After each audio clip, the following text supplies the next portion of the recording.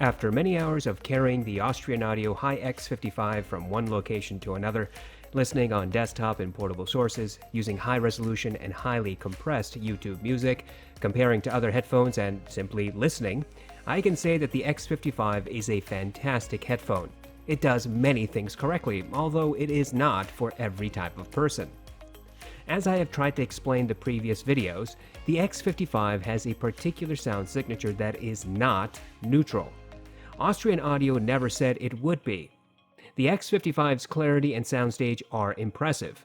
Its ability to render details is among the best I have heard for under $1,000.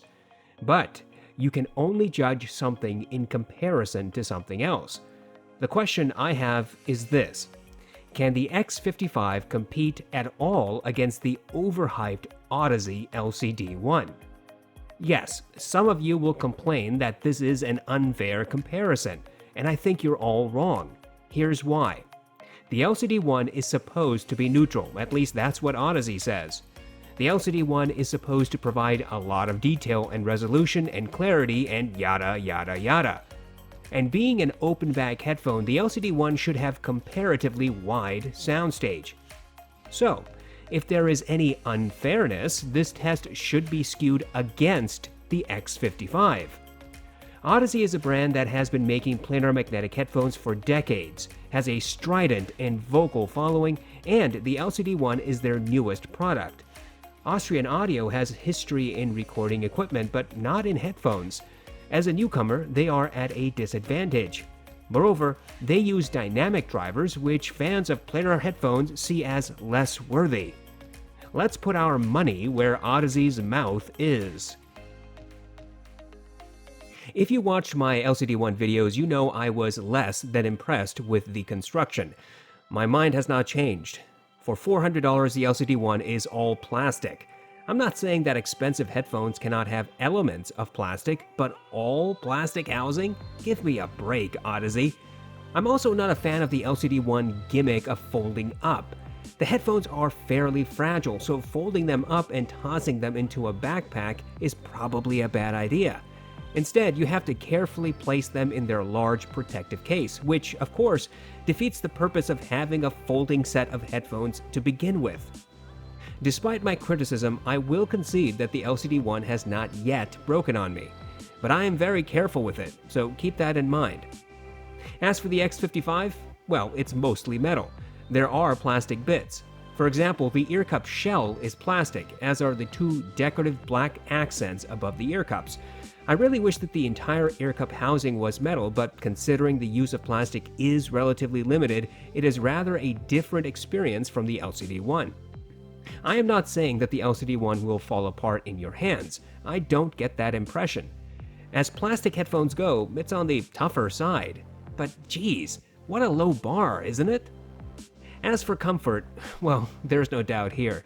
The X55 is demonstrably, undeniably, unambiguously more comfortable than the LCD-1.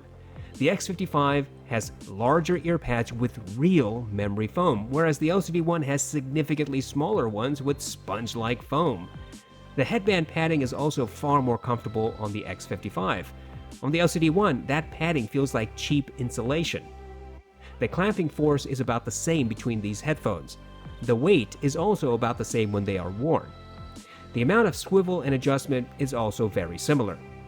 Consequently, the LCD-1 is about average in build and comfort. It does the job, but demands a hell of a lot of money for doing it like a lot of other headphones. The X55 has superior build quality, though only time will tell if it is actually robust. Comfort is considerably better on the X55. Before we can test these headphones, we need to know what the promises are. As for Austrian Audio, they don't make any real promises. They simply say that the X55 is made for contemporary music. I don't know what that's supposed to mean. I suppose you could conclude that the X55 is geared towards pop, hip-hop, rock, and electronic music, but Austrian Audio does not elaborate. Audeze, however, does make promises, and a lot of them. They claim that the LCD-1 is, quote, meticulously engineered for comfort and convenience. They claim to have, quote, enhanced transparency and soundstage and, quote, unparalleled sonic detail and accuracy and deep, rich bass. Audeze also claims that the LCD-1 is the benchmark for studio sound. Here's a direct quote. Quote, "The LCD-1 is a critical tool for anyone who values pure, neutral, and accurate sound. Its soundstage and pinpoint stereo imaging reveal the full depth and detail of the music." I love it when companies make grand statements like these. It's so very easy to find out if they're lying or not. So, on the one hand, Austrian Audio doesn't make any promises, and on the other hand, Audeze can't help itself but make sweeping, grandiose promises. For the comparison between these headphones, I plugged them both into an AV switch. I used 4 sources. I used the Audeze HUD MX2, Hi-Fi Hip Dac P20 with the Shit Mode 3, and the Monolith Liquid Spark with the Shit Mode 3. I played music over Amazon Music HD. I tried the volume match. Well, let's get things started with a bang. There's a huge night and day difference in the bass response. There is no mistaking it. On Mountains by Hans Zimmer, the LCD-1 recreated the sub-bass but kept it mostly in the background. The typical fast bass transients was somewhat there, but I have heard it faster on other headphones, including on some dynamic drivers. Regardless, the sub-bass was controlled and did not bloat. There was some melding between the sub-bass and mid-bass, not as much as with the NDH20 and about on par with what I heard on the Allo Audio S4R. When the crescendo hits in the middle of the song, the organ sounded thick, untextured, and lacked detail. It melded heavily with other instruments. The organ also overshadowed some of the other instruments, and when the rumble came back into the mix, the organ and it combined to create an avalanche of bass. Around 3 minutes and 10 seconds into the song, vocalists chime in. They are supposed to be clear. The LCD-1 instead drowns them out and they sound a little distorted, almost like how you would sound if you spoke into a running fan. On the X55, the sub-bass presence was just a tiny bit quieter than on the LCD-1, but it was noticeably cleaner and clearer. Separation between sub-bass and mid-bass was excellent. Sub-bass transients was faster on the X55. When the crescendo hit, the organ had more detail and resolution. On the LCD-1, it sounded muddy and overbearing, but on the X55, the organ had a clear presence but did not overshadow the other instruments. When the rumble came back into the song, it remained well into the background, like a distant detail. It interacted just slightly with the organ, but not nearly as much as it had on the LCD-1. The vocalists who sing around 3 minutes and 10 seconds into the song were clearer. Unlike on the LCD-1, they were not distorted. In Conquer by Overwork, the X55 recreated the different bass instruments without melding them. Bass transients was very fast and sub-bass was quieter than the mid-bass. The electronic synth was clear and not muddy. The bassy instruments and synth were well separated. There was no harshness or distortion. Little details like the sound of rolling marbles traveled from the left ear cup moving back and forth, then quickly moved from the left to the right ear cup. That detail was crystal clear. Mid-bass impact was accurate and not overdone. There was no bloating. On the LCD-1, the sub-bass and mid-bass melded and created a more pronounced bass. The bass transients was a little slower than on the X55. The electronic synth sound was less clear and seemed 1 to 2 steps behind the bass. The sound of rolling marbles was far more muffled and did not have the same type of imaging as on the X55. Recall, I said that the marbles moved from one side to the other on the X55, but on the LCD-1, that same effect remained dead center and did not travel at all. I next listened to several hip-hop songs, including Pure Water, Uproar, New Patek, and Reel It In. The LCD-1 had an almost blunted mid-bass response. It sounded like there was a bedsheet draped over the drums, causing them to sound much more quiet and distant than they should have been. The vocals had some sparkle, but not accurate. In other words, the sparkle should have been a few decibels more obvious. The vocals overall were about 1 step ahead of the instruments. Bass and mids melded slightly. On the X55, the sub-bass was a little recessed in comparison. I wished that the X55 had a few decibels more in that region, though to be honest, the LCD-1 was not entirely accurate in this respect either. Mid-bass impact was not blunted like on the LCD-1. Instead, the mid-bass on the X55 had a thump sound that the LCD-1 lacked. Vocals had sparkle and a few decibels above true neutral. Vocals were always at least one step ahead of the other instruments. The bass response was not perfect on either headphone. Neither is true neutral. I think the X55 needs a small sub-bass boost, but the LCD-1 needs a lot more clarity and separation. Going back and forth, you can immediately tell that the X55 is simply a cleaner presenter, while the LCD-1 sounds muddy. The slightly thicker bass of the LCD-1 is a contrast to the X55's cleaner, leaner bass, but one which has more mid-bass impact than the LCD-1.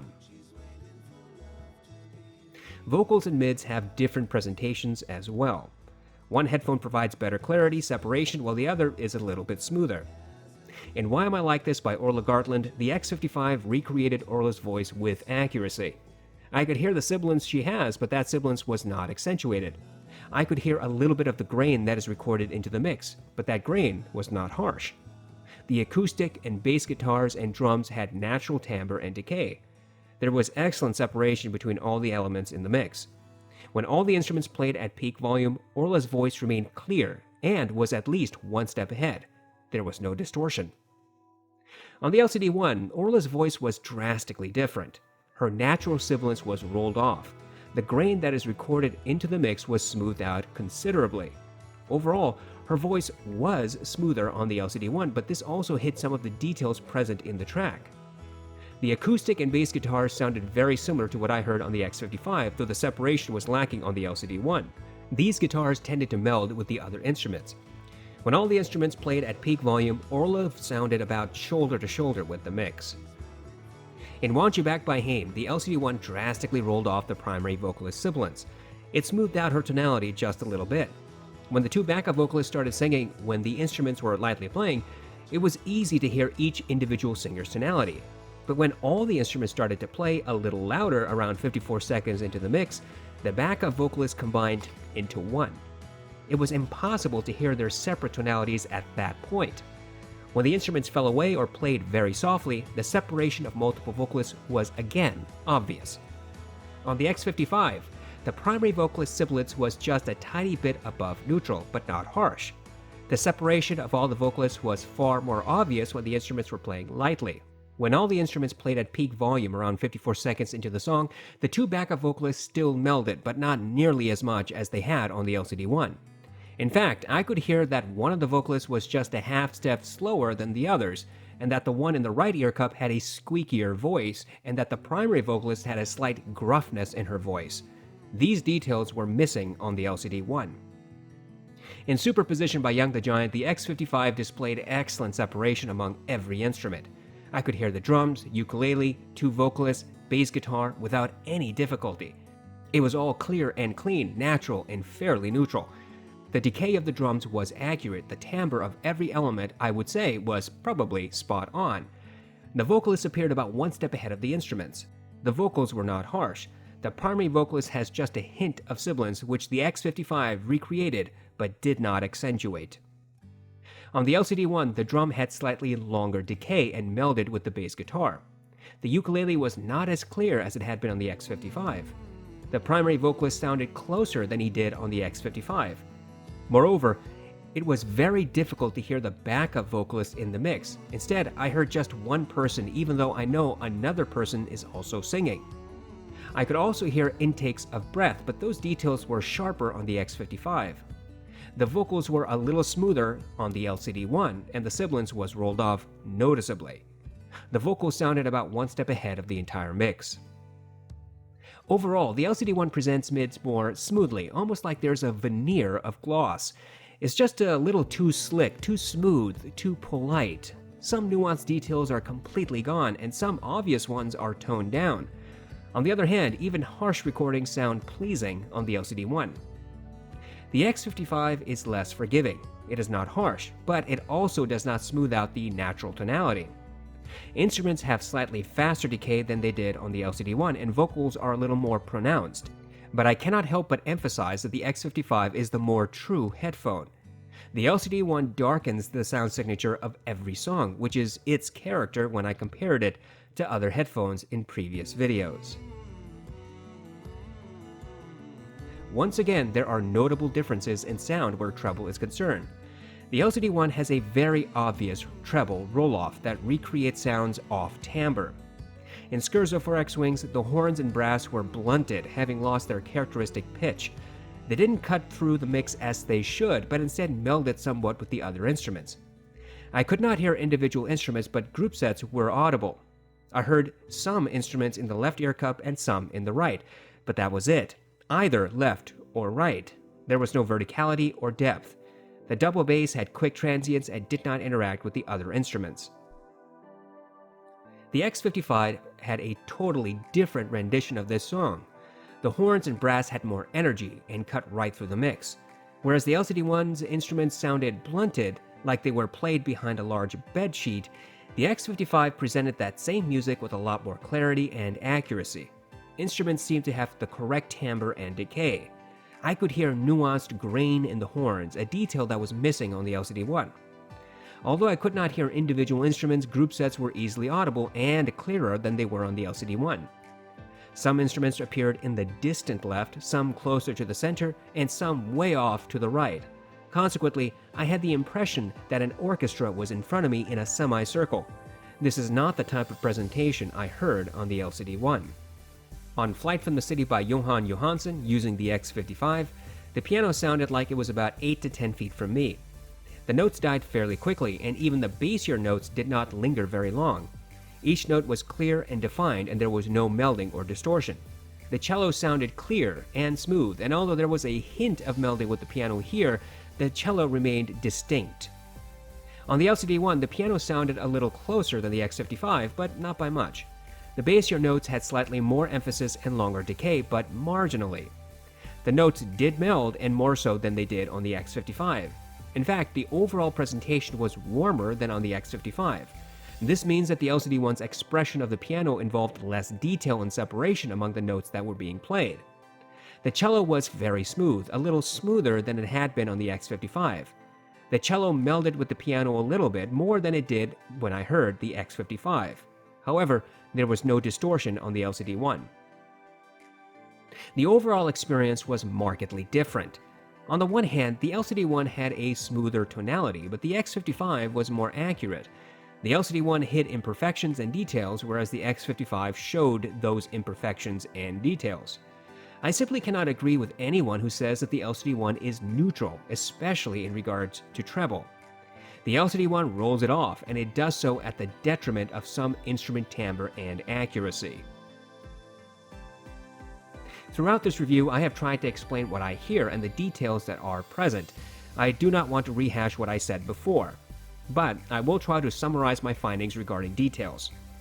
The LCD-1 does present details, but not particularly well.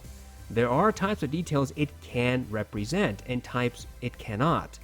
For example, creaking of wood in a pianist's bench is audible, so are intakes of breaths and synthesized sounds of electric buzzing. The LCD-1 cannot show multiple vocalists when instruments play at full volume, and cannot present the nuanced character of some instruments like brass and horns, and it lacks bass texture and definition. The details that the LCD-1 does present, breaths, creaking of wood, buzzing, is always muffled and never clearly defined. No matter what I listen to, the LCD-1 adds smoothness, a type that is frankly unnatural and not accurate. That fake smoothness steamrolls over details that are in fact recorded into the track. The X55's far cleaner and clearer presentation brings out nuances in a mix. It can recreate all the details the LCD-1 can, but it does it better with clearer tonality. It has the ability to recreate accurate timbre more often than the LCD-1. It can show the nuanced characters of some vocalists and instruments. The X55 is not that smooth, but neither is it harsh. There has never been a time when I thought that the X55 made a vocalist hard to listen to, or a treble instrument unbearable, or a composition off timbre. The fake smoothness of the LCD-1 is not a problem here. For a quantitative test, I used the song New Light by Kazuki. This song has layers of details, including the sound of children playing in the background, wind, the rustling of tall grass, footsteps, piano, synth, and a guitar. I count the number of footsteps I can hear within the first 60 seconds of the song. So far, the king of detail retrieval is the Focal Clear, which represented 16 footsteps in the first 45 seconds. On the LCD-1, I heard 6 to 7 footsteps in the first 60 seconds. On the X55, I heard 14 to 15 footsteps in the first 60 seconds. Typically, open-back headphones have wider soundstage than closed-back headphones. It's not a rule set in stone, but a general observation. But there are outliers. Some open-back headphones are disappointing in this regard, and some closed-back are quite surprising. That is the situation here. The LCD-1, despite its open-back design, has about average soundstage.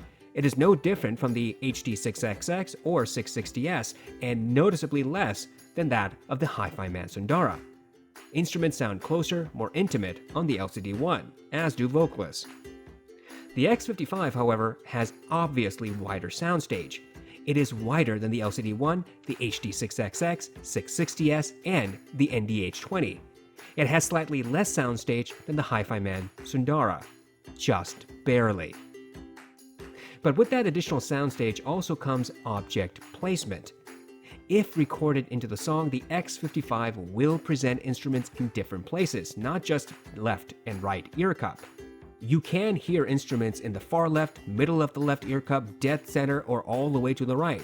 You can hear a panning effect. The LCD-1 is not capable of doing this.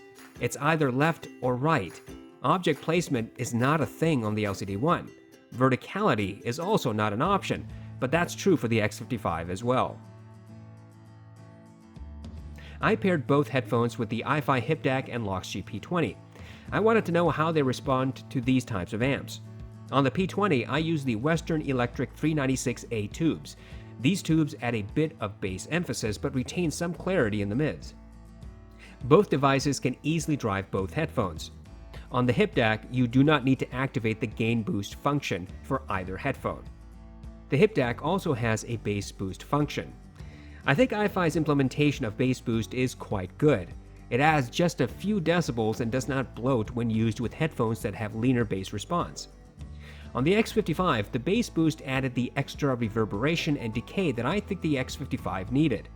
Whether it was classical, pop, or hip-hop music, the bass boost elevated the bass just enough to add a bass presence which I personally found pleasing.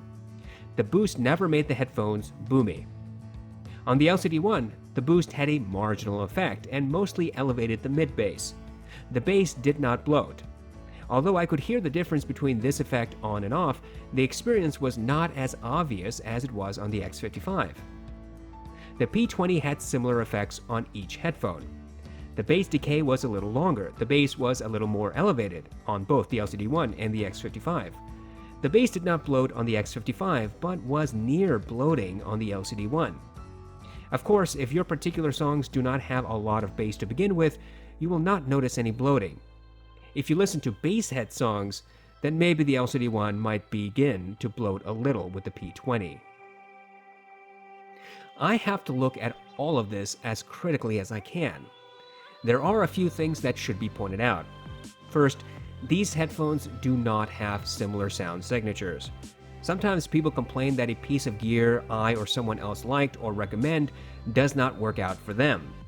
That may be quite true, but you need to understand what your sound preferences are. If you enjoy more analog, less detailed sound, then buying something like the Monolith THX Portable and pairing it with the Final Audio Sonorous 6 would be a very, very bad idea. So, I just want you to understand that no matter what I say here, it's not intended as a slight against what you personally like. I don't even know you, and I don't really care. What I do care about is how different both headphones are from each other. The X55 is much cleaner and clearer than the LCD-1. It has wider soundstage. It has better separation of instruments and vocalists. It has object placement. It has more natural timbre more often. It is more revealing. The LCD-1 is much smoother, has a more intimate sound signature with vocals seeming closer. It has a little bit more bass, and a very, very rolled off treble. Details are not so easy to find on the LCD-1. but it is a more forgiving headphone of these two. Which one is for professionals? Which one is for casual listening? Which one is for serious audiophiles? Well, professionals can use any headphones they want for work, but they better understand what those headphones can and cannot do and what the sound signature actually is. Casual listeners need to be honest with themselves and figure out what type of sound signature they prefer. Once they understand that, they need to snap out of the hype dream. They should just pick a headphone that suits their personal taste and is within their budget. And serious audiophiles can take the cheapest, flimsiest, most worn piece of gear and be truly happy. Serious audiophiles are not swayed by the constant hype and usually know what they want. For them, it's more a waiting game to pick up something at a cheaper price rather than hunting for the next product a certain hype reviewer will promote. Here, between these two headphones, you really cannot say that one is a substitute for the other. The X55 is not a cheaper LCD-1, and the LCD-1 is not a better X55. When I talk about value, I take into account competitors and the promises that were made. For the X55, there are no concrete promises. That's the benefit of keeping your mouth shut. If you invoke your Fifth Amendment right, you save yourself a lot of trouble later. Austrian Audio made headphones with zero prerequisite expectations, so you have no idea what you should hear when you put them on. But when you do put them on, you first realize how bloody comfortable they are. The X55 nails this. A truly comfortable headphone is hard to find, and when you do find one, things just seem better from there. Well, the X55 has a lot going for it. Excellent build, phenomenal clarity and soundstage, superb detail, and fairly accurate timbre. This is not a full cal clear at 20% of the cost. This is not a more affordable HD 800S. It is instead a unique headphone with a particular sound signature that might appeal to you. I wish it had a bit more bass. A few decibels here and there would have been just enough. And I wish sibilance was just a teeny tiny bit more restrained. I would have liked an all-metal build. But these are minor issues really, particularly since the bass can be modified with EQ. Then there's the LCD-1. Oh boy, where do I start? I cannot forgive Audeze's false marketing. I cannot ignore the reviewer collaboration behind this product, and frankly, behind every single Audeze product. The LCD-1 simply does not do anything Audeze promises. The LCD-1 is neither comfortable nor uncomfortable. It is clear that better padding should have been implemented. The ear pads are squishy and springy like sponges. The clamping force is just a bit too tight in light of the poor padding.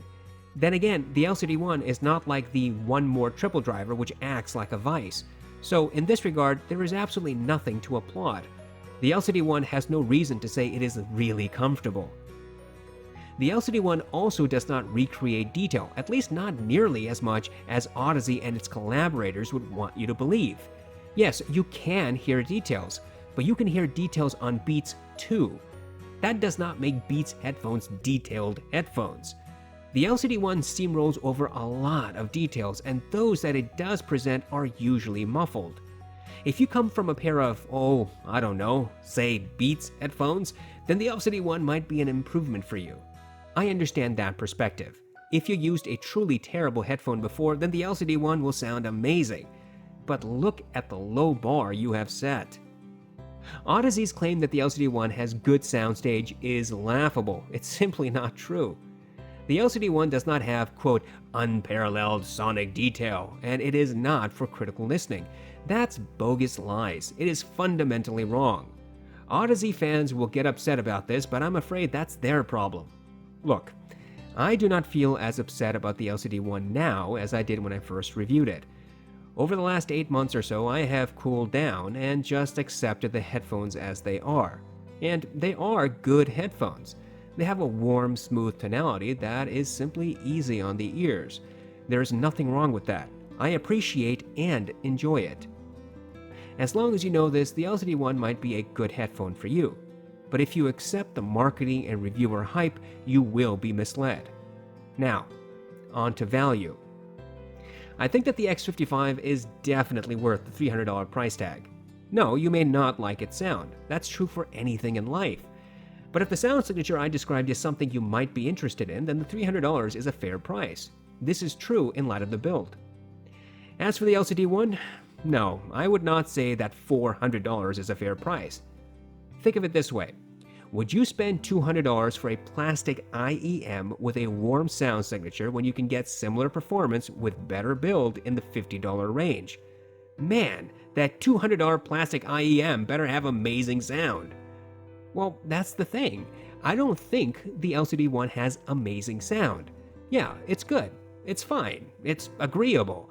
But that's like saying I could eat when someone asks if you're hungry. No, you're not hungry. You can just munch on something. That's what the LCD-1 reminds me of. I can use it and I'll be fine with it, but I cannot think that it does anything spectacularly well. The build is disappointing. The sound signature is similar to the likes of the Philips X2, that is, warm and lacking significant detail with intimate soundstage. Well, why not just buy something cheaper than the LCD-1 then? I guess it comes down to the brand name, doesn't it? For me, brand name does not justify cost. So for me, I do not think the LCD-1 is worth $400. Maybe $250. I get to that number by looking at the build, the unimpressive sound, and the unmitigated false statements from Audeze and its collaborators. If you find this headphone for around $250, sure, you may spend money well. But at $400? Forget it. And for those who think I only hate Audeze and rag on them, well, I own most of Audeze's headphones. I paid money for all of them. I like their sound signature, but I am also honest enough to tell you when Audeze is lying. Maybe those of you who come to Audeze's defense cannot get past your own affection for the company. That seems like a personal problem to me. I am not going to cater to a company, no matter who it is. And frankly, it would be in my financial interest to promote the LCD-1. Anyone who bought it from my Amazon links would give me a bigger kickback than the X55 will. Not to mention that the LCD-1 is always in stock, but the X55 is in limited stock. So, there you have it. The LCD-1 is not worth its price. The X55 is.